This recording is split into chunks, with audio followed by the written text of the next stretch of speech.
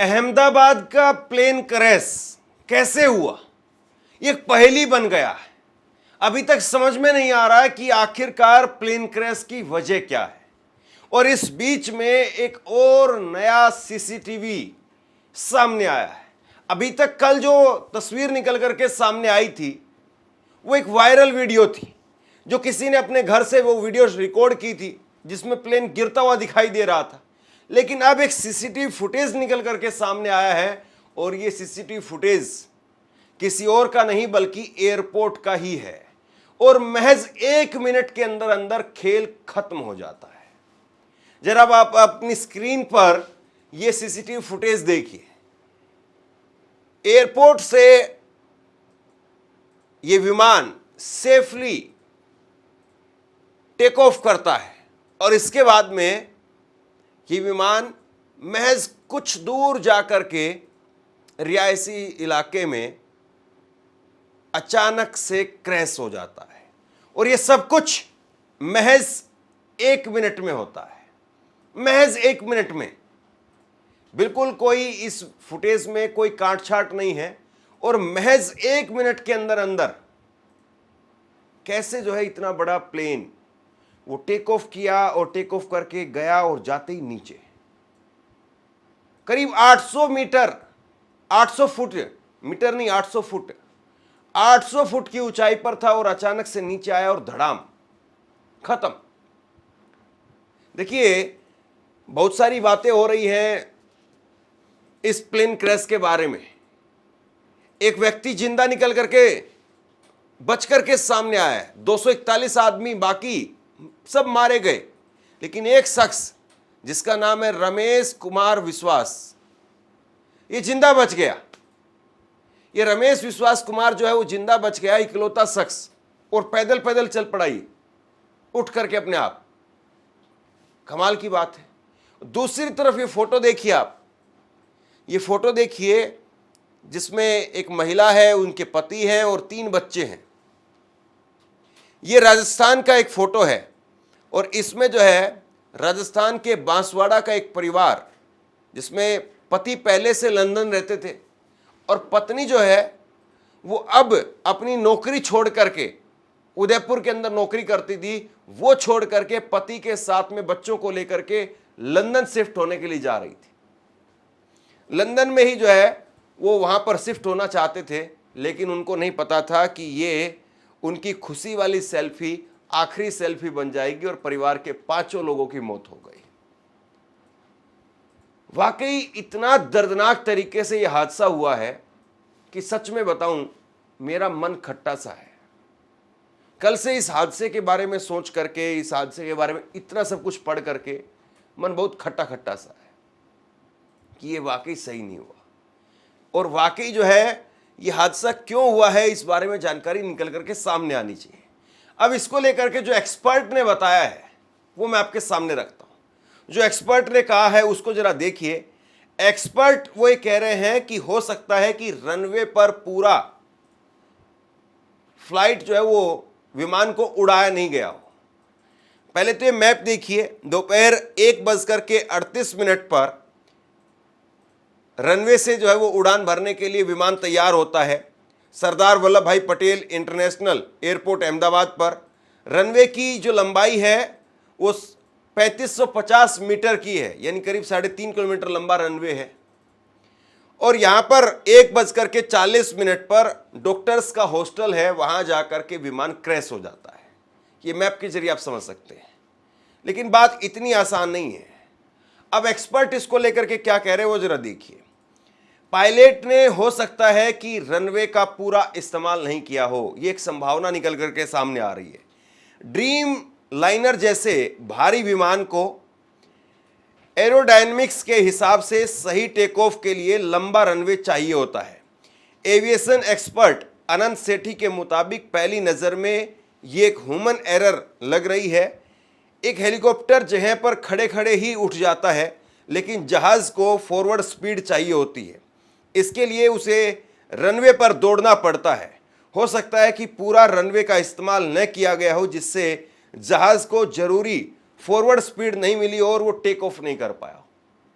ये यहाँ पर जो है वो एक्सपर्ट बता रहे हैं कि जैसे हेलीकॉप्टर, उसकी खासियत ये होती है कि वो एक ही जगह से खड़े खड़े उड़ जाता है, लेकिन हवाई जहाज जब तक रनवे पर दौड़ेगा नहीं तब तक टेक ऑफ कर नहीं सकता है। लेकिन अगर बड़े जहाज, ड्रीम लाइनर जैसे बड़े जहाज को अगर एयरपोर्ट पर पूरा नहीं दौड़ाया गया तो हो सकता है ये भी एक बड़ी वजह बनी हो। लेकिन फ्लाइट ट्रैक करने वाली वेबसाइट फ्लाइट राइडर 24 के मुताबिक AI-171 फ्लाइट ने पूरे रनवे का इस्तेमाल किया। विमान ने 625 फीट की ऊंचाई हासिल कर ली थी, जिसके बाद में 475 फीट की प्रति मिनट की रफ्तार से नीचे गिरने लगा। तो मतलब रनवे तो पूरा हुआ, तो यह संभावना भी यहां पर खारिज हो गई। अब दूसरी संभावना यह है कि दोनों इंजन में एक साथ खराबी आ गई हो।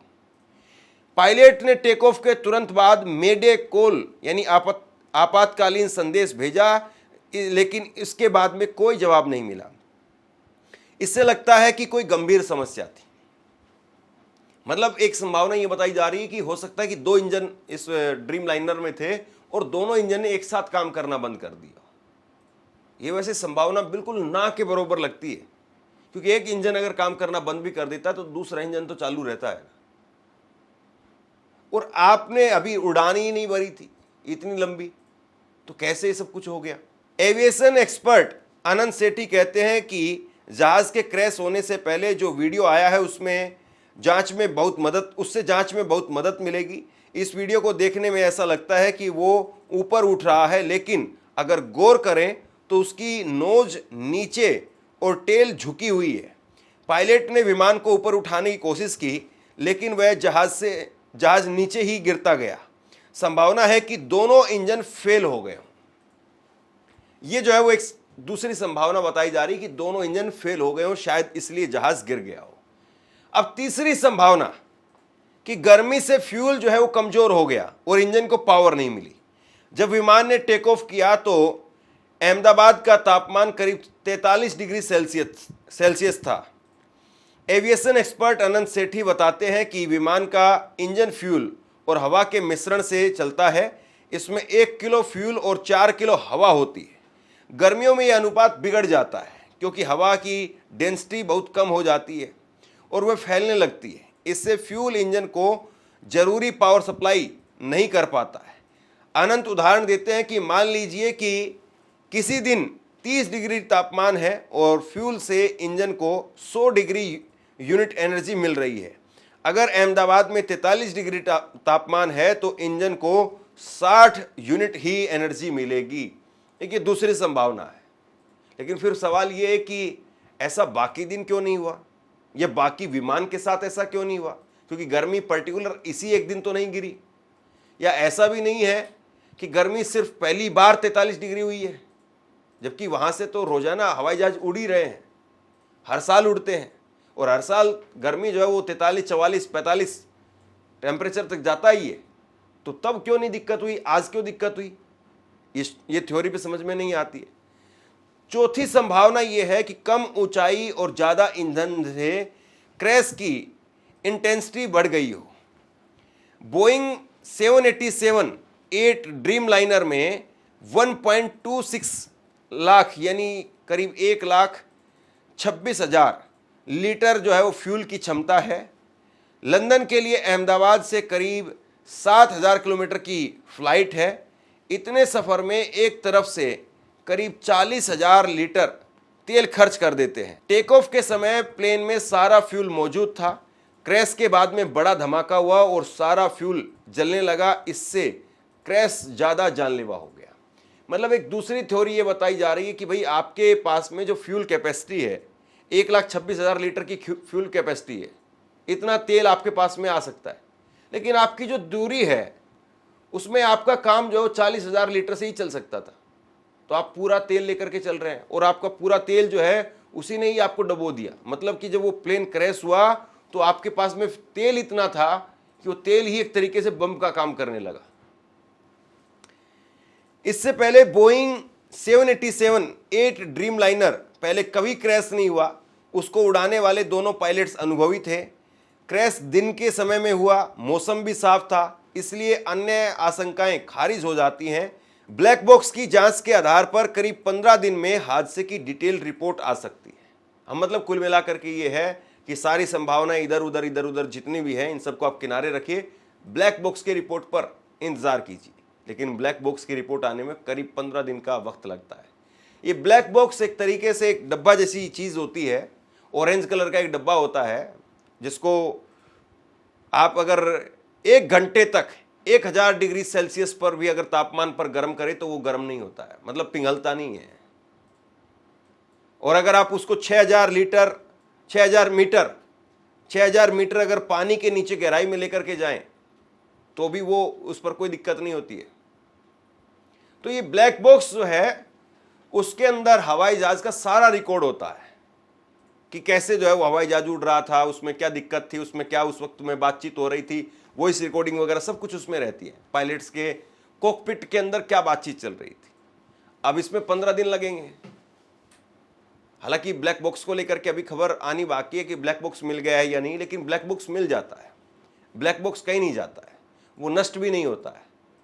उस पर कितना मर्जी वजन पड़े तब भी वो खराब नहीं होता, टूटता नहीं है। अमित शाह कल रात को पहुंच चुके थे अहमदाबाद में, नागरिक उड्डयन मंत्री वो भी अहमदाबाद में, नरेंद्र मोदी भी पहुंचेंगे।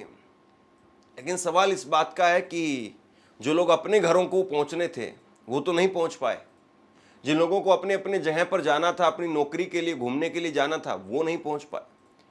कई तस्वीरें निकल करके सामने आ रही है, कई कहानियां निकल करके सामने आ रही है कि कोई घूमने के लिए जा रहा था, एक मुस्लिम परिवार था, वो लंदन से और गुजरात सिर्फ ईद मनाने के लिए, बकरीद मनाने के लिए आया था, लेकिन अब नहीं रहा। इस तरह की ढेरों कहानियां हैं, ढेरों किस्से हैं, लोगों के दर्द हैं। लेकिन सवाल इस बात का कि जिस प्रकार से लोगों के साथ में ये दुखद हादसा हुआ है, क्या वाकई इसकी निष्पक्ष जांच हो पाएगी? कल सुब्रमण्यम स्वामी ने, भाजपा के ही नेता सुब्रमण्यम स्वामी ने, उन्होंने कहा कि मोदी शाह को इस्तीफा दे देना चाहिए। जैसे लाल बहादुर शास्त्री ने 1950 में एक रेल हादसे के बाद में इस्तीफा दिया था, वैसे ही मोदी शाह को और इनके नागरिक उड्डयन मंत्री को इस्तीफा दे देना चाहिए। या जो कुछ कर रहे हैं इनके लोग, जो कुछ कर रहे हैं वो सिर्फ दिखावा है। निष्पक्ष जांच तभी हो पाएगी जब मोदी जी इस्तीफा देंगे। अब लोग कहेंगे कि सुब्रमण्यम स्वामी को सीरियस लेने की जरूरत नहीं है, सुब्रमण्यम स्वामी तो इसी तरह से बोलते हैं। लेकिन सवाल इस बात को कि देश आपको तो सीरियसली लेगा ना, और देश आपसे सवाल पूछेगा कि आखिरकार ये क्या हो रहा है, क्यों हो रहा है। कभी कहीं पर कोई बड़ा हादसा हो रहा है, कभी कहीं पर कुछ बड़ा हादसा हो रहा है, लोग अपना जीवन खोते जा रहे हैं। क्यों भाई? क्या लोगों की जान इतनी सस्ती है? सवाल यह है कि आखिरकार ये प्लेन क्रैश कैसे हुआ, और ये प्लेन क्रैश हो गया, इसको लेकर के क्या वाकई किसी का इस्तीफा होगा, किसी की जवाबदेही जिम्मेदारी तय की जाएगी, या सब कुछ बस फोटो खिंचवा करके कुछ रोते हुए लोगों के मोदी जी गले लगेंगे, उनकी पीठ थपथपाने का काम करेंगे और बस इसी में खेल खत्म हो जाएगा? सवाल इस बात का है। तो बहरहाल अलग अलग कहानियां, अलग अलग एक्सपर्ट निकल करके सामने आ रहे हैं। लेकिन जो सीसीटीवी फुटेज, एक बार फिर से देखिए, ये सीसीटीवी फुटेज जो है वो अपने आप में बार बार देखने वाली चीज है कि आखिरकार ऐसा क्या हुआ इस विमान को। ना मौसम खराब है, ना ऐसा है कि कोई पक्षी या कोई और कोई चीज इस विमान के बीच में आती हुई दिखाई दे रही है, और ये विमान टेक ऑफ करता है और टेक ऑफ करने के बाद सामने जाकर के धड़ाम से नीचे चला जाता है। आखिरकार क्या वजह रही कि इस प्रकार से ये विमान नीचे गिर गया? उम्मीद करते हैं कि जल्द से जल्द इस पूरे मामले का पर्दाफाश होना चाहिए। ये प्लेन नीचे क्यों गिरा, इसके पीछे क्या वजह रही, क्या कंपनी की वजह से कोई फॉल्ट है, या कोई टेक्निकल फॉल्ट है, या कोई साजिश है, ये सारी बातें सामने आनी चाहिए। लोग इंतज़ार कर रहे हैं, लोग ये देखना चाहते हैं कि आखिरकार इन हादसों को लेकर के सरकार कुछ करती हुई नज़र भी आती है, या सिर्फ और सिर्फ जो है बयानबाजी तक मामला निपट करके रह जाता है। आप क्या सोचते हैं नीचे कमेंट बॉक्स में लिख करके जरूर बताइए। इस वीडियो को शेयर कीजिए। धन्यवाद।